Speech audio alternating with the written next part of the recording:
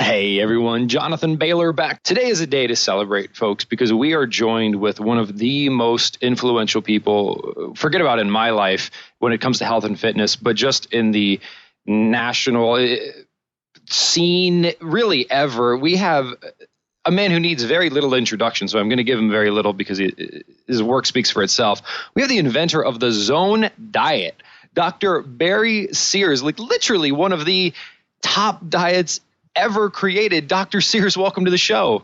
Well, Jonathan, thank you very much. Well, Barry, right off the bat, I want to say that there was a moment in my life where your work literally caused an epiphany, and that was I read text from you, which I'm going to paraphrase here, but said, once you stop seeing food as something like a source of calories and start seeing it as a control system for your hormones, you will be able to change your life in ways you never imagined.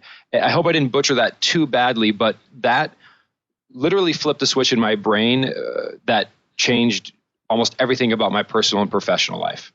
Well, in many ways, you're right. I may have been a little too wordy in my original format, because it's really a tipping point. There's a tipping point where it's like, I get it. Basically, the light bulb goes off and says, I got it. This is an incredibly powerful drug. If I use it correctly, I can basically squeeze all I possibly can out of my genes. And that's all we ask for.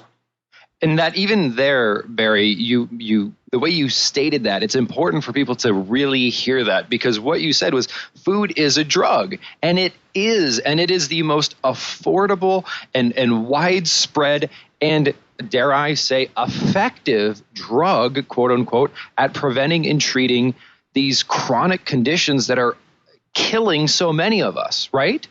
Well, in many ways, saying food is a drug is really derogatory to food. Because food affects hormones, and hormones are hundreds of times more powerful than any drug. So in many ways, the food we eat may be the most powerful drug you'll ever encounter, but the door swings both ways. Food can be your greatest ally in life. It can be your worst enemy. And the rules, the hormonal rules that govern that door, have not changed in 40 million years and are probably unlikely to change tomorrow. Dr. Sears, what is your observation? Certainly, you were one of the leaders and one of the first people to say this message. And if you look in the diet, nutrition, exercise scene, hormones are the bee's knees now. Everyone's talking about it. What have you seen that has made you happy in terms of the increased visibility hormones are receiving? But what's made you disappointed maybe in the direction we've taken the conversation? Well, I think what's made me happy are people are talking about hormones and talking about the whole concept of inflammation. Unfortunately, we've had what I call is the Dr. Oz effect. We've taken some very complex arguments and have basically tried to dumb them down so much that they've lost their potential impact. So it's really just a constant educational aspect saying, good, you're talking about hormones, good, you're talking about inflammation, but let's make sure we're talking about it in the correct format, because otherwise we basically get into really a Tower of Babel, which basically ends up meaning nothing. And what is that correct format, and how have we strayed from it? Well, again, if you ask most people who write diet books and mention the word inflammation, you ask them, what's inflammation? They say, it's bad. Well, I'd like to get a little more detailed than just saying it's bad, because we need a zone of inflammation. If we have too little in our bodies, we're a sitting duck for microbes. Our injuries would never heal. If we have too much of an inflammatory response, our body begins attacking itself. We need a zone of inflammation.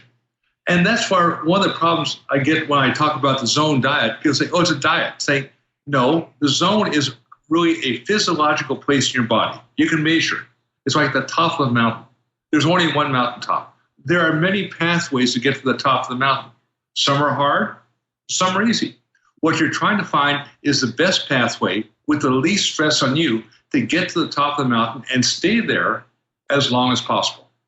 And when you say the zone, that definitely resonates with me in my research, my professional work, in the sense that when you're in the zone, if I'm understanding correctly, your body is pursuing health. Like it is actively working, for lack of better terms, to keep you disease-free and to keep you from storing excess fat, because that is the desired state to perpetuate life, which is the desired state of the body. Is that fair?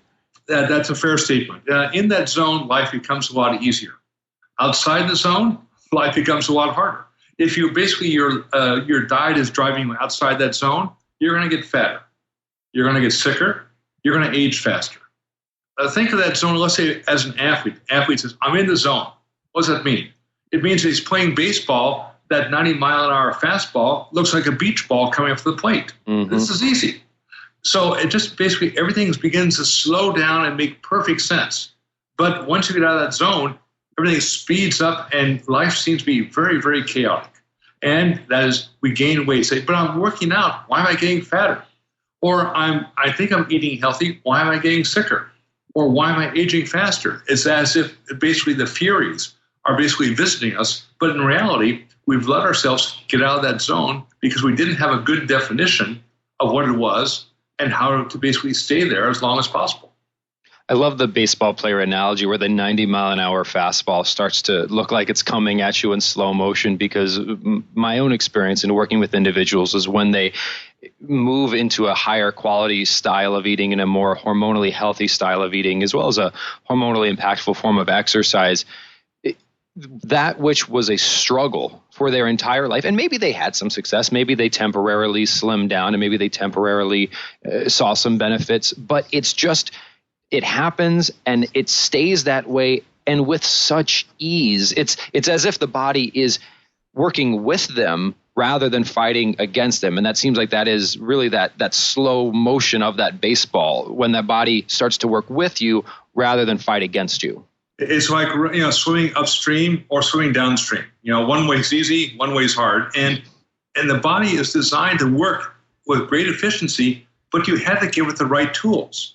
It's like this, let's say you are a master carpenter, and I ask you to build me a Louis XIV chair. You say, no problem. Then I give you a hammer. It says, this is all you got. You say, you got to be kidding. Because no matter how good a master carpenter you are, you're not going to build that Louis XIV chair. You need more tools, and you have to understand how those tools work. And once you do, then say, this is easy. I can do this. That's really the operational phrase. People have to be given a rhyme or reason, not just say, believe me. Like President Reagan said many years ago, trust, but always verify. Now, how do you, I like people to trust me. I'm sure you'd like to have people trust you, but say, how do you verify that basically it's working? Here's the simplest way. If you're eating in the zone, you're never hungry. Now, say, well, that's not quite as, a high-tech definition, but in reality, it's a high-tech consequence of some very complex things taking place in your body. It's controlling inflammation in the brain, particularly in the hypothalamus that controls hunger. It's controlling the blood sugar levels. It's controlling basically the levels of inflammation. So if you have one watch, you have a very, very good diagnostic tool to tell you if you're in the zone. Now, you can go in greater detail, but most Americans, we ask them, how long before you get hungry after eating a meal? Usually it's about 2 hours. The idea is that if you get the 5, then basically however you balance that plate to get the 5, basically now you're on your pathway to getting into that zone and staying there forever. And what are those tools, Barry? The analogy of creating that wonderful chair, and all we had was a hammer. It's going to be a challenge. What are the tools we need, and how do we use them? Well, there are 3 tools you need. First tool is one hand. Second tool is one eye. Third tool is one watch that works. Now, here's how you do it. At each meal, divide your plate into 3 equal sections. How do you do that? You use your eye. On 1/3 of that plate, you put some low-fat protein. How much? The amount you could put on the palm of the hand. Now, I'm 6'5", so my palm's a little bigger than most, so I can have a little more protein. Not a lot, but a little more. And what about the other 2/3 of the plate? You fill it full of colorful carbohydrates. They're called fruits and vegetables. And finally, you add a dash. That's a small amount, but a dash of heart-healthy monounsaturated fat, low in omega-6 fats, and low in saturated fats, things like olive oil or guacamole or slivered almonds, and that's it. Now, how do you know it's working? You look at your watch. If you're not hungry 5 hours after eating that meal, and you have peak mental acuity, you know your meal you ate 5 hours ago was the correct balance for your hormones and your biochemistry. So what you're looking to do is we only really eat maybe 10 different meals in our entire life. 2 different breakfasts, 3 different lunches, 5 different dinners. You just keep adjusting those meals you like to eat using those simple rules, and now you have 10 hormonal winning meals that you can follow throughout your life and basically say, I can maintain myself in the zone. And what will be the benefits? I lose not just weight. Losing weight's easy. Cut off your left arm. There goes 15 pounds right out there. No, it's losing excess body fat. It's a slow process. No matter what Dr. Oz says, you're not going to lose 15 pounds of body fat in 3 days' time. You can lose a lot of water.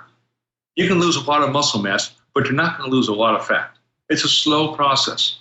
Better health. Better health is a lifelong struggle. You're struggling against excess inflammation. And if you're successful, you will slow down the aging process. So it's saying, what's in it for me? You're going to lose fat, become more well, and age at a slower rate.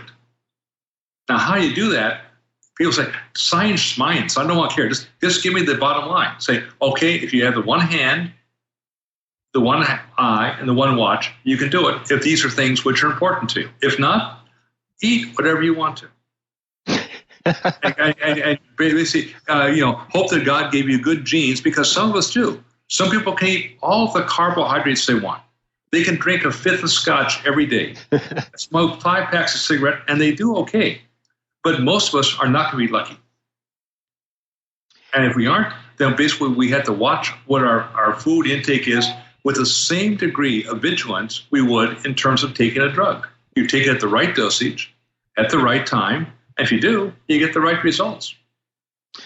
I love it, Barry. What have you seen? So in terms of your work now around inflammation, you're very, very focused on the subject of inflammation. In fact, you have a whole nonprofit called the Inflammation Research Foundation. And as you said, oftentimes if you ask someone, what is inflammation? The answer is the thing that I should avoid. It's just like another word for bad.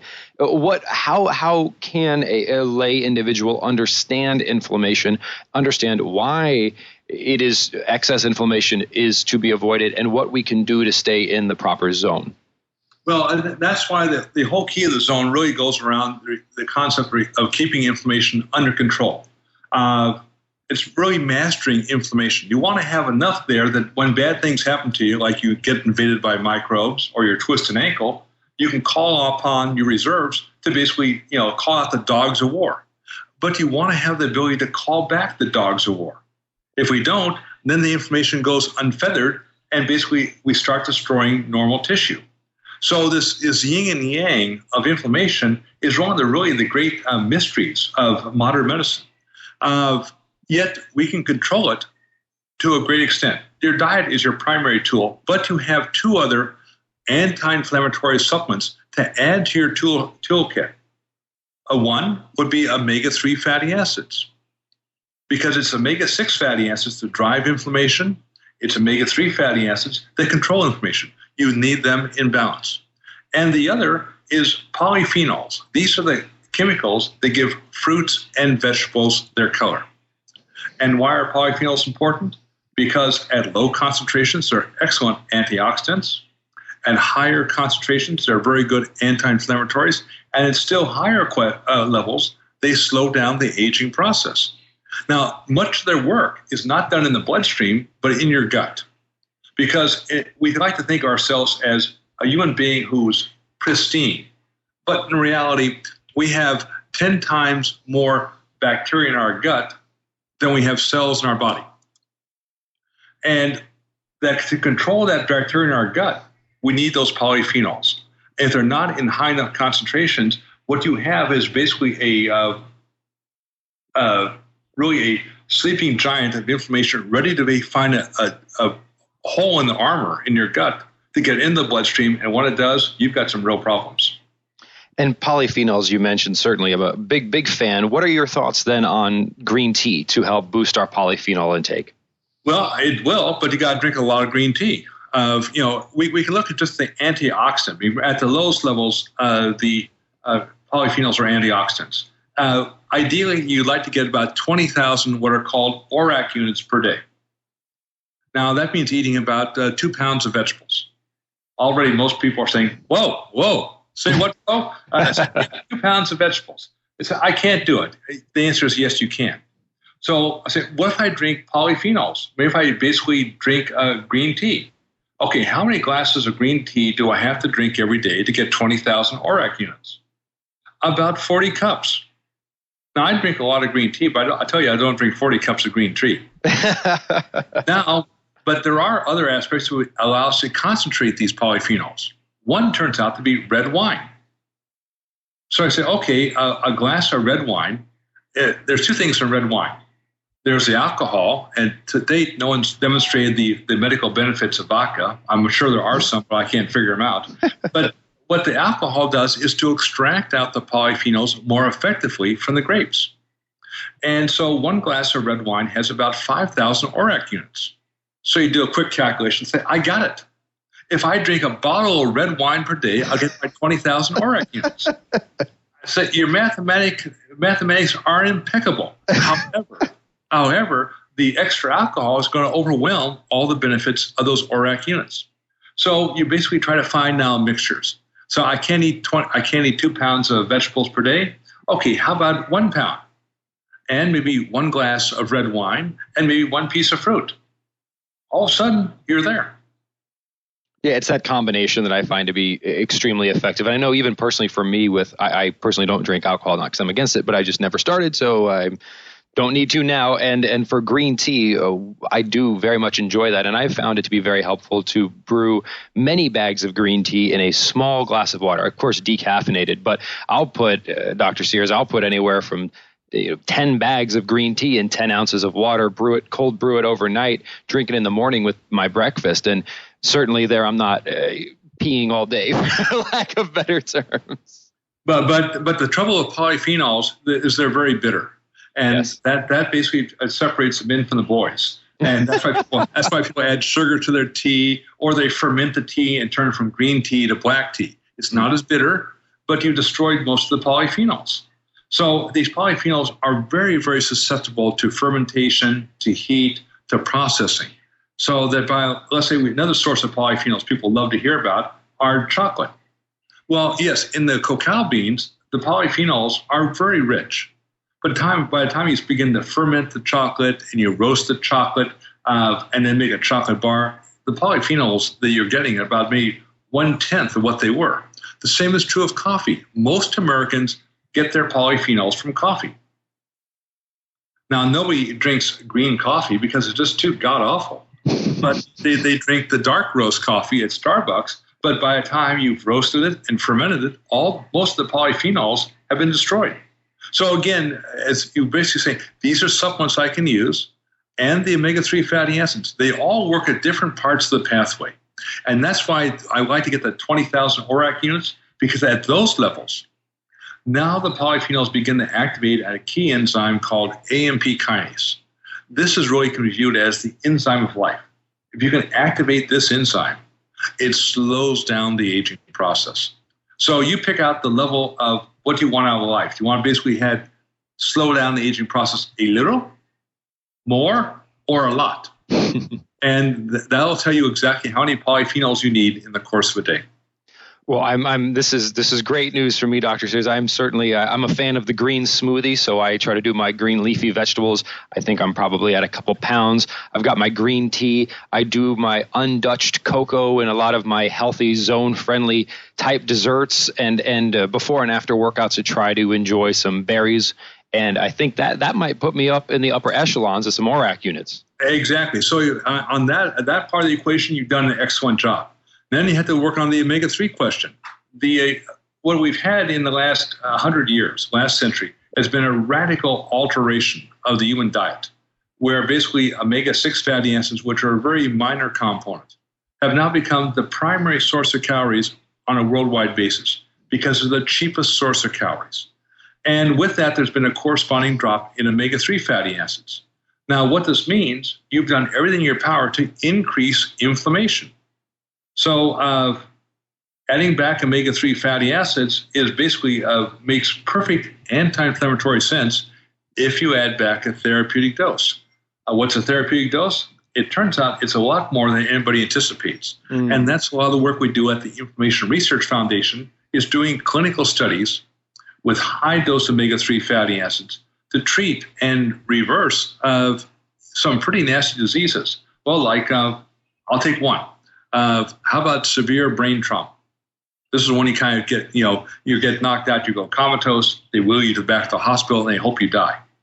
But it turns out, and we published this, when you give high doses of omega-3 fatty acids, you can bring these people back because they have to put out the fire in the brain. And the same is true of virtually every chronic disease. We can view obesity as basically your fat's on fire. Heart disease, your heart cells are on fire. Cancer, your immune system's on fire. Diabetes, your pancreas is on fire. And neurological disorders, your brain's on fire. Put out the fire, give the body a chance to heal itself, it will. But it's very hard to heal itself if the fire is constantly burning. And so one of the best ways to do that is, again, high dose omega-3 fatty acids.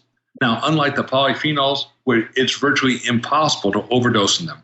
Can you take too many omega-3 fatty acids? Yes, you can. Can you take too few? Yes, you can. How do you know? Now we use science. Basically, there's a blood test, a ratio of 2 fatty acids in the blood. Actually, we have a website called Zone Diagnostics that allows you to measure that using just a finger stick method in your own home.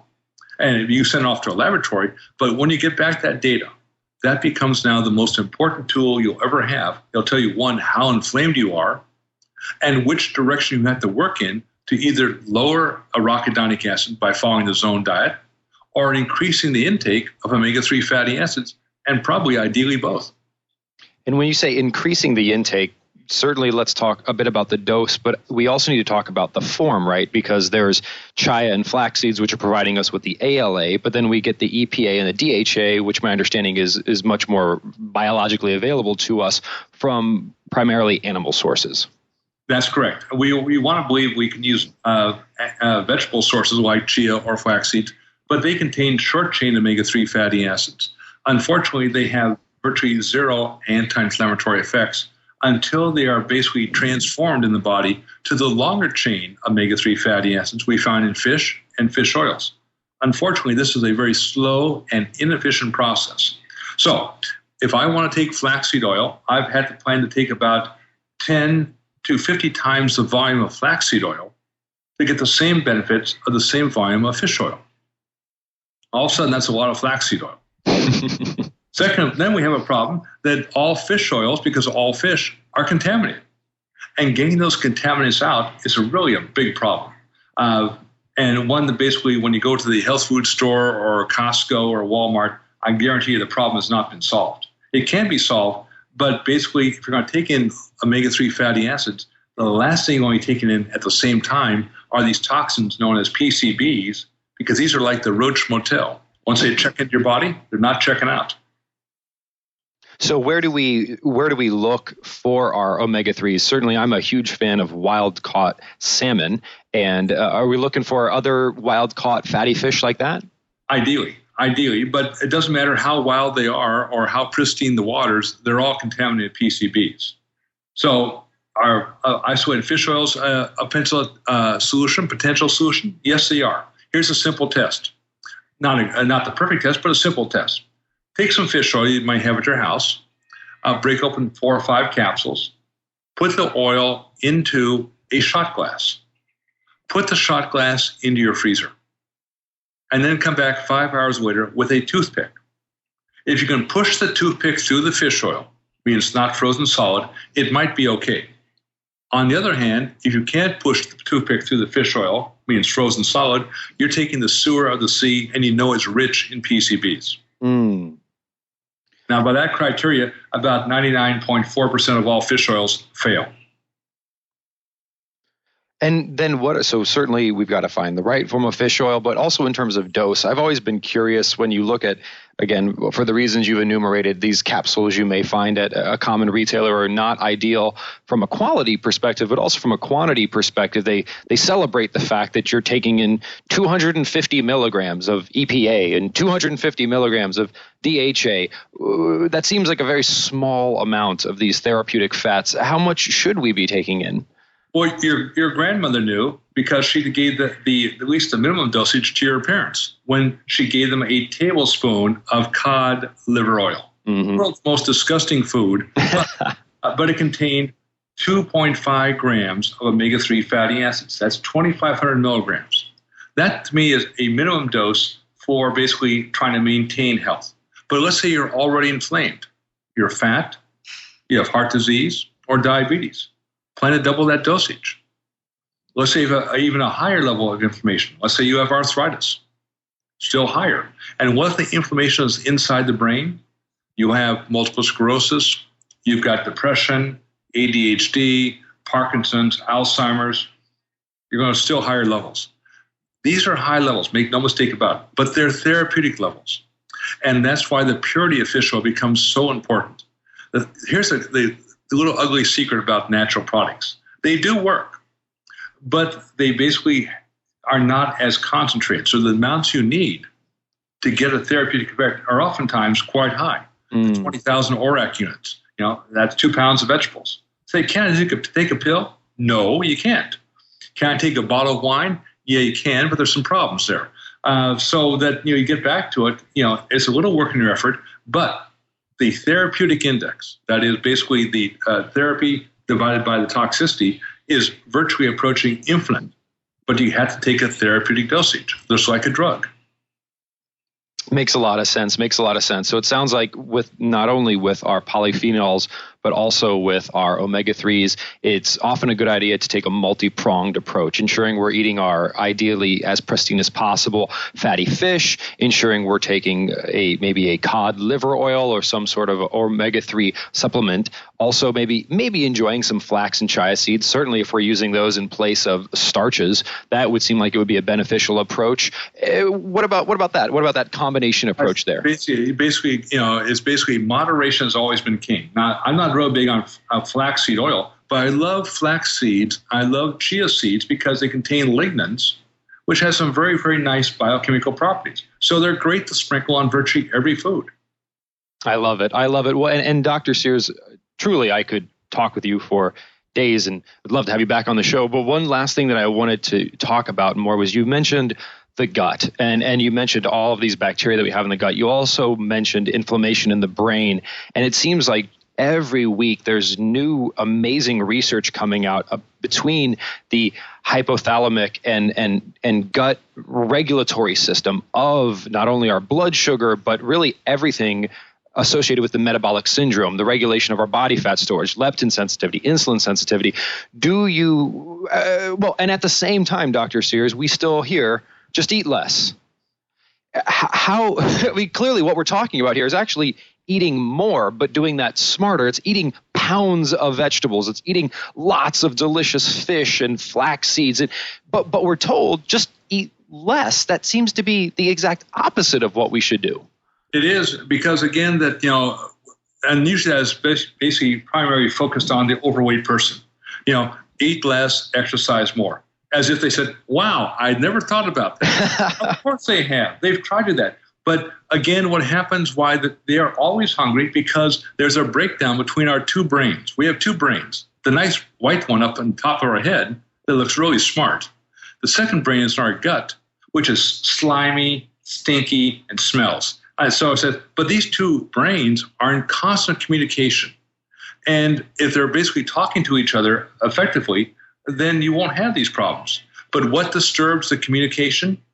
Increased inflammation. So this is why basically gut health, keeping the inflammation down in your gut, becomes so important to keeping inflammation in the brain down and inflammation in the rest of the body down. So again, we're going back to things that your grandmother said.